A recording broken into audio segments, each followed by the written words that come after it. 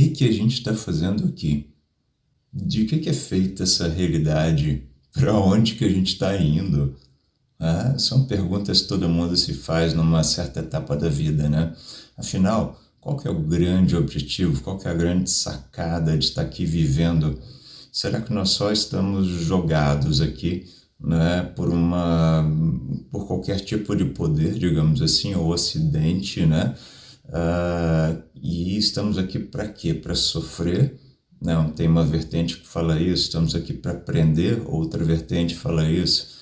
Estamos aqui para poder nos direcionar para algum lugar, mas para onde? Né? Afinal, como a gente pode se direcionar? Meu nome é Rodolfo Pacheco e eu te convido a um caminhar consciente dentro desse tema. Olha, a grande realidade é a seguinte: se a gente pegar o mundo como sendo um grande palco, ele é um palco instável. Mesmo que a gente perceba ele como sólido, ele é totalmente instável, né? Se você for olhar o que tem dentro das coisas que parecem sólidas, tem só uma interação eletromagnética que a gente nunca chega a tocar, na verdade. Tá, mas esse é o básico, é o que a ciência já fala pra gente, né? Tudo bem. E dentro desse palco lógico, vamos dizer assim, nós vivemos histórias também lógicas, né? Porque se o palco é sólido, então as nossas histórias são direcionadas de acordo com o palco, ou seja, a gente tem que viver naquele lugar que a gente veio a existir, né? E a gente tem que se relacionar com o que o ambiente proporciona, o meio, né? Isso inclui também as pessoas. Logo, tudo aquilo que a gente faz está ligado a essa lógica sólida do mundo, né? Ou da realidade que está à nossa volta, né? Então a gente entra naquela velha coisa do o homem é produto do meio, né? Então fica uma certa gaiola, certo? Para onde a gente pode ir? O que a gente pode fazer a mais? Como é que a gente pode expandir? Né? Tudo vai ficar limitado ao que essa vida sólida oferece, né? Essa seria uma primeira visão. Mas a gente tem que dar uma olhada antes no objetivo, né, dessa grande vida aqui. Se a gente acha que é sobreviver, é ganhar, mas é ganhar o quê? Né? Se a gente vai embora e não leva nada, não leva nem material e nem leva as felicidades vividas e infelicidades vividas também. Né? Se Noves fora o resultado der positivo, então tá ótimo, a vida foi boa. Tá, e a pessoa tá lá no leito de morte dela, né, pensando, bom, e o que aconteceu mesmo aqui, o que eu vim fazer aqui, como é que eu me direciono e agora, para onde eu vou para algum lugar, não vou deixar de existir, né? Então, toda essa noção de sólido gera também dúvidas muito sólidas, né? E que a gente precisa tirar essas dúvidas aí um pouquinho, porque se a gente se baseia dentro de um universo, mesmo que sólido, mas instável, né? Porque as coisas acontecem na vida de forma instável, então a gente tem a base no fora, né? Então a gente olha para fora e a gente vê nenhum controle em relação àquele fora. Como é que eu vou mudar uma situação enorme no meu país? Como é que eu vou mudar, inclusive, uma situação em casa com uma pessoa, né? E como é que eu vou mudar uma situação comigo mesmo, dentro de mim, uma coisa psicológica, de repente, né? Algum medo, alguma coisa que esteja, assim, entre aspas, ao meu alcance, mas ao mesmo tempo nem tá tanto, né? Então é muito instável isso, não dá para se basear em nada que está fora para poder ter uma felicidade por dentro, para poder ter algum tipo de controle, vamos dizer assim, né? Não dá para alcançar dessa forma, né? Aí a gente se pergunta o seguinte, baseado nisso, o que a gente controla nessa vida? Será que a gente controla nossos pensamentos? Nem pensar, né? Será que a gente controla as situações assim fora da gente? Não, também não. Elas acontecem, né? Às vezes a gente simplesmente acorda que está numa situação diferente, né? E o mundo muda a sua face, né? Lembra lá do 11 de setembro, do avião, daquele ataque lá nos Estados Unidos, enfim, né? Seja lá o que tenha sido aquilo. Lembra que você acordou assim, de repente, né? Todo mundo acordou e, nossa, o que que aconteceu? Como assim? Está acontecendo isso? Mas coisa surreal, né? E depois toda a visão do mundo, né? E direcionamento do mundo também mudou baseado nisso daí, né? E assim, quando explodem vulcões em alguns lugares, quando, enfim, terremotos que destroem as coisas, não existe uma lógica sólida dentro da vida. Então, nós temos controle de quê? Né? Pensamento instável, a vida fora é instável, mas se a gente fechar os olhos e desligar, isso, claro, exige treinamento, né? E desligar do externo, dos motivos, né? Das histórias, e simplesmente ficar a gente com a gente mesmo ali, a gente pode alcançar uma coisa chamada bem-estar, né? Ah, mas você tá bem por quê? Não, eu tô bem. Sabe aquele dia que você acorda bem, assim, né? Então, eu tô bem, né? Ah, você viu o passarinho amarelo? Tá apaixonado, aquela primeira paixão da vida, né? Ou as primeiras, assim, e dá tudo certo, né? A vida são flores, né? Tá tudo certo, tudo maravilhoso, né? Se a gente se basear no fora, nosso estado de espírito vira uma lástima. Por quê? Porque o fora é instável, né? E ele vai trazer coisas boas e coisas ruins, e a gente vai ficar nessa gangorra, vai, vem, vai, vem, vai, vem, com o nosso estado de espírito. Vamos colocar primeiro que o nosso bem-estar, né? O nosso estado de espírito, na verdade, pode independer do que está fora, né? Então, através de treino, através de meditação, por exemplo, mindfulness e outras zilhões de técnicas que tem por aí, quanto mais simples, melhores, tá? São essas técnicas que permitem a gente perceber, né, que o bem-estar da gente é alcançável, né, ou um estado de espírito melhor, mais favorável para se viver, é alcançável, independente das coisas que acontecem fora da gente, ao nosso redor, e até mesmo independente do nosso próprio pensamento. Ou seja, os pensamentos vêm, os pensamentos vão, podem ser pensamentos bons ou ruins. Se a gente não liga muito para eles, se a gente não compra esses pensamentos e vive emocionalidades em cima deles, então o que acontece é que a gente independe deles. Eles podem existir, bons ou ruins, mas o nosso estado de espírito vai ser, digamos assim, mais dirigido para um bom humor, um bem-estar, né? Que a gente vai passar esse bem-estar, inclusive, para o corpo, né? Pela psicossomatização, naquilo psicológico, emocional, corpo, né? É assim que acontece na vida, com coisas boas e coisas ruins. Pessoas com uma tristeza muito grande durante muito tempo desenvolvem o quê? Doenças graves, tipo câncer, aí, etc. Né? Então, o psicológico e o emocional levam à psicossomatização do físico, né? Então, melhor estar bem, né? E para alcançar esse bem-estar tem que independer dessa loucura do mundo todo. Bom, vamos lá então. Nós podemos controlar o nosso estado de espírito, né? Então tá, por treinamento a gente fecha os olhinhos lá ou a gente simplesmente abstrai, né? E a gente está bem naquele momento. Perfeito. Próximo. Será que esse mundo é o mundo das coincidências?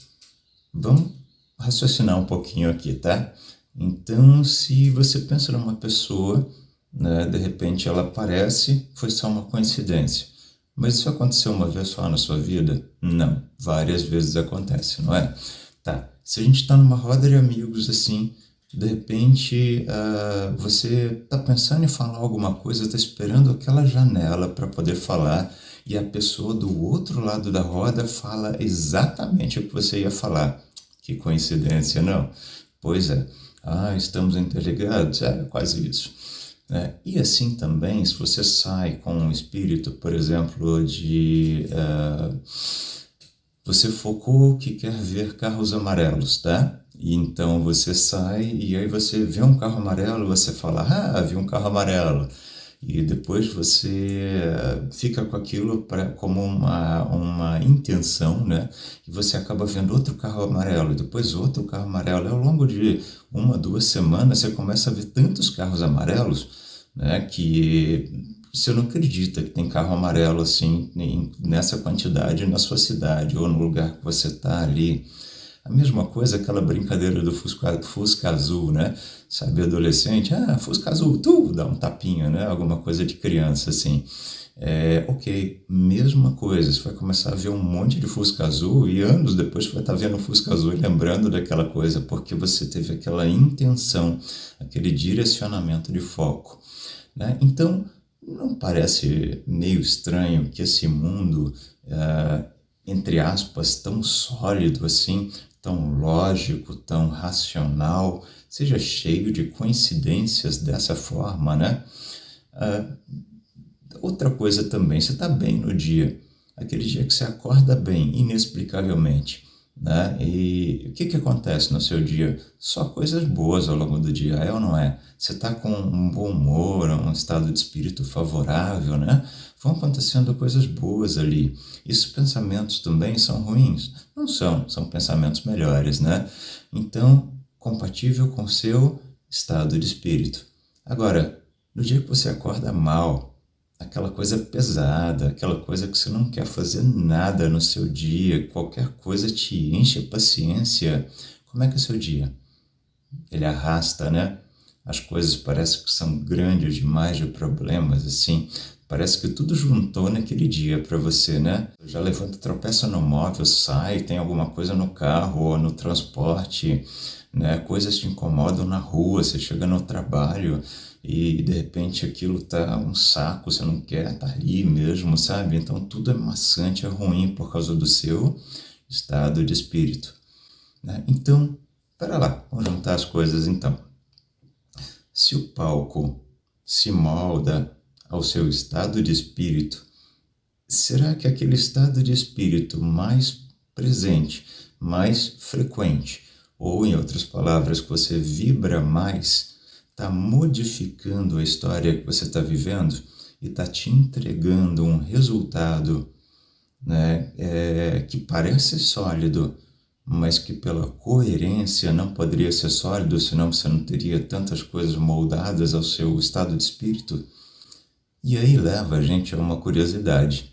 Se ele não é feito de coisas sólidas e se ele se molda basicamente ao nosso estado de espírito mais frequente, né, então significa que o universo é recriado a cada instante de acordo com o nosso estado de espírito. É mais ou menos como a cabine do piloto, que é o observador dessa realidade que está sendo criada e recriada, e que, no fundo, isso parece muito com o que a gente imagina que sejam os sonhos, né? No sonho a gente está numa história e essa história vai se passando, coisas vão acontecendo, etc e tal, e a gente acorda e tem aquela noção de que, foi um sonho, não foi nada realmente da realidade, assim, não foi nada palpável, né? Mas e essa de cá? Então a gente caminha para uma conclusão final disso daí tudo, né? Se as coisas aqui, basicamente, na maior parte das vezes, variam de acordo com o nosso estado de espírito, acontecimentos, pensamentos, situações, fortuitas ou infortuitas, né? E isso acontece para todos nós, o que significa então que esse palco aqui é uma criação mental de cada um de nós, né? Então, essa criação mental, ela não necessariamente é uma só para cada observador ou para cada piloto, né? Ela pode ser para um num instante e para outro no outro instante. Mas tudo dentro de um universo do jeito que a gente imagina, como um palco, com dimensões, com personagens, etc. Dentro dele, seriam histórias individuais, né, que estão interligadas, formando uma grande história, né, que se desenvolve de acordo com o que ela vai oferecendo, sendo percebida né? E o estado de espírito que vai sendo desejado a partir dessas experiências, né? Então, pensa dessa forma, não tem como ser sólido, não tem como você controlar o que está lá fora, nem seus próprios pensamentos você controla. A história é cheia de coincidências, a sua história de vida é cheia de coincidências. Coisas fortuitas aconteceram, coisas infortuitas também, né? Mas volta lá atrás, nessas histórias, e vê como era o seu estado de espírito predominante naquela época, né? Se você era mais otimista, mais pessimista, mais acreditava mais em alguma coisa, mais em outra coisa. E aqui entra o elemento final, que ele podia ser colocado lá no começo desse bate-papo, né? Que são as crenças. Não é só o nosso interior, né? O nosso bem-estar interior ou mal-estar interior, né? O nosso estado de espírito que direciona tudo isso. Também as nossas crenças direcionam, né? Então, se existe um impedimento, ou seja, se existe uma crença, né, de que alguma coisa não vai acontecer, né, se o estado de espírito estiver maravilhosamente favorável àquilo acontecer, né, aquela coisa acaba não acontecendo, porque as crenças são um conjunto de regrinhas que a gente tem individualmente, né, e também coletivamente, que acabam tornando, ou melhor, acabam trazendo a impressão de solidez dessa história, de lógica dessa história e também de solidez de tudo que cerca a gente. É como se a gente tivesse uma regrinha dizendo: você não vai cair da rua quando você estiver em cima dela, você não vai sair por aí voando, né? Então essas crenças são crenças coletivas e as crenças individuais são as crenças de alcance próprio, né? Se eu creio que as coisas vão dar certo na minha vida, se eu tenho essa crença como predominante e eu não tenho outras crenças sejam impeditivas dessa, né? Se o meu estado de espírito é favorável a essa crença de alcance, então as coisas vão acontecendo na vida. Tem gente que ganha muito em sorteios, né? Ganha em bingo, ganha em não sei o quê, mas ao mesmo tempo diz: mas eu não tenho sorte em tal parte da minha vida. Por quê? Porque existe uma crença favorável para um lado e uma crença desfavorável ou limitante para o outro lado, né? Então essa navegação na vida nossa inclui dois pontos principais aí. Primeiro, nosso estado de espírito.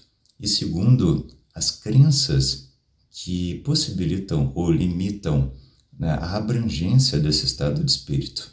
E isso faz com que a nossa história, que é basicamente mental, né, seja uma recriação daquilo que a gente mais pretende ou intenciona viver. Mas como é que a gente cria essa intenção?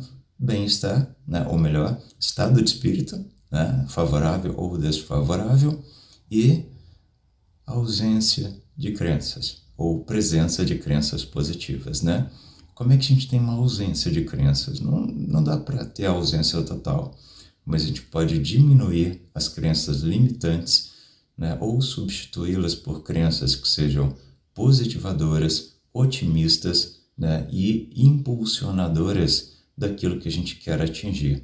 E aí a gente escreve a nossa história, né? E essa história começa a ficar melhor a cada maior compreensão. Tirar uma crença que está arraigada assim, há anos dentro da gente, não é fácil, né? Mas também não é impossível. Colocar crenças positivas parece impossível às vezes, né?